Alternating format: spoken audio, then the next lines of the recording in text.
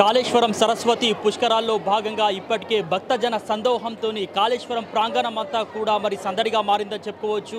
మరి సుదూర ప్రాంతాల నుంచి వస్తున్నటువంటి భక్తజన సందోహంతో మరి ఏదైతే పుష్కర ఘాట్ వద్ద కావచ్చు, మరోవైపు ఆలయం వద్ద కావచ్చు, ఎటు చూసినా మరి భక్తులే ఉన్నటువంటి పరిస్థితి కనిపిస్తూ ఉంది.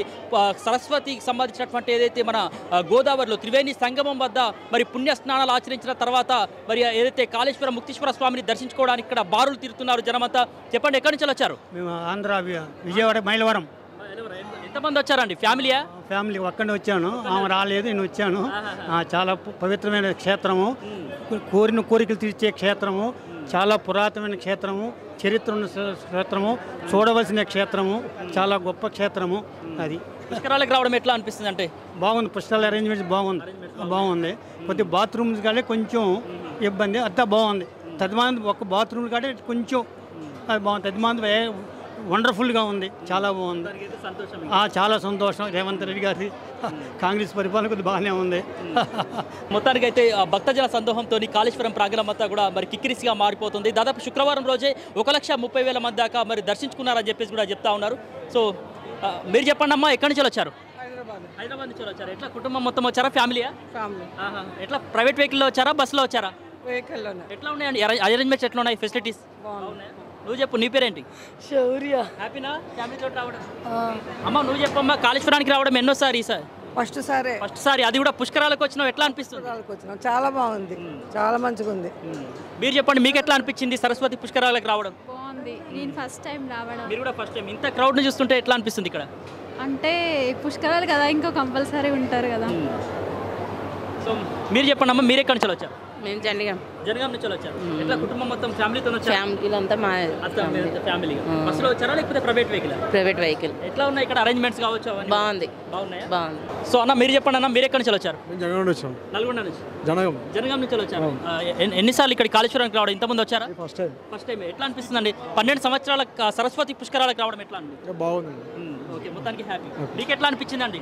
చాలా బాగుంది, అరేంజ్మెంట్స్ అన్నీ బాగున్నాయి. మేము పల్నాడు డిస్ట్రిక్ట్ నర్సరావుపేట నుంచి వచ్చాము.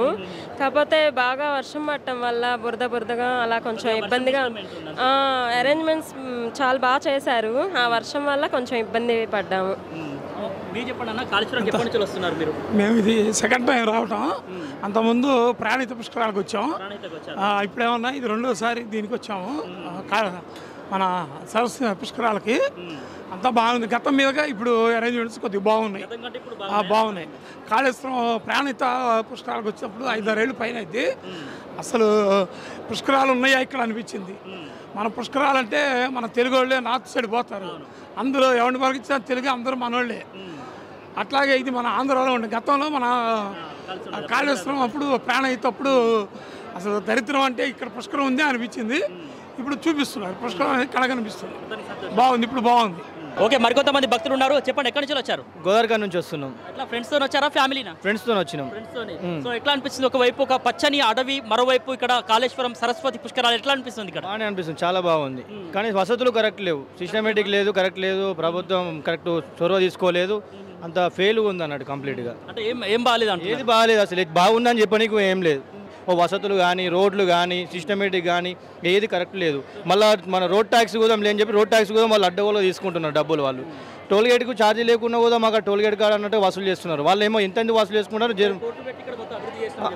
అభివృద్ధి లేదు, ఏం లేదు. వాళ్ళ అభివృద్ధి ఏం చేస్తారో రసీదు లేదు, ఏం లేదు. వాళ్ళ అభివృద్ధి ఏమున్నది? అలా మరీ 100 రూపాయలు ఏంది మినిమం. ట్రాఫిక్ అయినా మన పోలీసుల వైఖరి కూడా సరిగా లేదు. వాళ్ళు కూడా ఎట్లా ఏమైనా అడిగితే వాళ్ళు కరెక్ట్గా సమాధానం ఇవ్వట్లేదు ప్రజలకు. ఈ కాంగ్రెస్ గవర్నమెంటే ఫెయిల్ కంప్లీట్గా. దేవాలయం డెవలప్ చేయాలంటే ఈ కాంగ్రెస్ గవర్నమెంట్తో కాదు ఇక అది. మీరు చెప్పండి అన్న, ఎక్కడి నుంచి వస్తున్నారు? మంచిర్యాల. కుటుంబంతో వచ్చారా? కుటుంబంతో వచ్చారు. ఎట్లా బస్సులో వచ్చినా, ప్రైవేట్ వెహికల్? బస్సు. ఎట్లా అనిపిస్తున్నది ఇక్కడ? మంచిగానే ఉన్నాయి బస్సులు, మంచిగా. అన్న మీరు చెప్పండి, ఎక్కడి నుంచి? మంచిర్యాల నుండి వచ్చాము. అంతా ఒకటే ఫ్యామిలీ? అంతా ఒకటే ఫ్యామిలీ. సో ఎప్పటి నుంచి వస్తున్నారండి కాళేశ్వరానికి? గత 10 years నుంచి వస్తున్నాం. సో 12 సంవత్సరాల తర్వాత వచ్చిన పుష్కరాలకు రావడం ఎట్లా ఉంది? ఇక్కడ క్రౌడ్ కావచ్చు, ఇక్కడ వసతులు కావచ్చు? పర్లేదు, బాగుందండి, చాలా బాగుంది. నీ పేరేంటి? శ్రీ ఆర్తిక. ఏ క్లాస్ చదువుతున్నావు? 4th. సో ఎవరెవరితో వచ్చినావు ఇక్కడికి? మా డాడీ సో ఎట్లా ఉన్నది ఇక్కడ? మంచిగా అనిపించిందా? ఎట్లా అనిపించింది? మంచిగా అనిపించిందా? మరికొంతమంది భక్తులు ఉన్నారు, చెప్పండి. సరస్వతి పుష్కరాల కోసం ముఖ్యమంత్రి గారు 250 కోట్లు ప్రకటించినా ఉన్నారు, కానీ ఒక సిమెంట్ రోడ్డు, విఐపి గార్డు తప్ప ఏమి కనిపిస్తలేదు 250 కోట్లల్లో. ఇది మరి ఎవరు నొక్కినారు పైసలు? దేవస్థానం వాళ్ళ, కలెక్టరా, మరి ఎవరు దీనికి సమాధానం చెప్పాల్సిన బాధ్యత ఉన్నది. 250 కోట్లు కాదు, 5 కోట్ల వరకు కూడా కనిపిస్తలేదు అక్కడ. ఏం లేదు. విఐపి ఘాట్లకు బాత్రూమ్ టాయిలెట్స్ ఉన్నాయి అక్కడ. సాధారణ భక్తులకు అక్కడ ఏం దగ్గర లేదు, దూరం నడిచిపోవాలి. అసలు విఐపి ఘాట్లు ఎవరు ఉన్నారు? ఎవరు లేరు. కోట్లు ఎవరికి పెట్టిరు? ఎక్కడ పెట్టిరు? ఒక్క సిమెంట్ రోడ్ తప్ప ఏం కనిపిస్తలేదు. కాబట్టి దీన్ని బహిరంగంగా ప్రకటించాలి ఎన్ని కోట్లు పెట్టారు అని ప్రజలకు తెలియజేయాల్సిన బాధ్యత ముఖ్యమంత్రి రేవంత్ రెడ్డి గారు ఉన్నదని చెప్తున్నారు.